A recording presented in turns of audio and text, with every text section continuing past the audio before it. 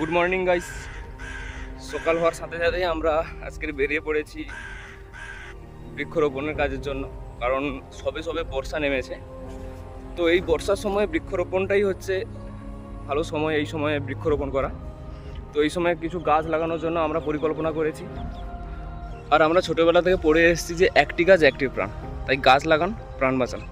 তো সেটা আজ সত্যি হতে চলেছে। তো যেমনই গাছ লাগাবেন তেমনই বাঁচবেন। আমি এই কথাটা বারবার বলার কারণ, বর্তমান বছরে আমরা যেভাবে গরমটা কাটিয়ে এসেছি, তো বুঝতে পারছেন তার কারণটাই একটাই, গাছের অভাব। প্রকৃতিতে যে হারে রোদের তাপ বেড়ে চলেছে, একমাত্র বাঁচাতে পারে আমাদের এই গাছ।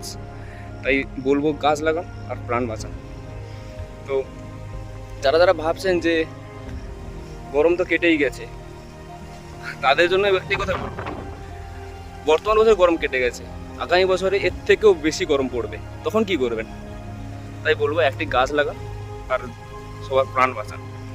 আর যারা ভাবছেন যে আপনারা চাকরি করছেন, কাজে বিজি থাকছেন, সময় হচ্ছে না, তো আপনারা এক কাজ করুন, আমার এই চ্যানেলকে সাবস্ক্রাইব করুন আর কমেন্টে আপনার নামটি লিখে যান।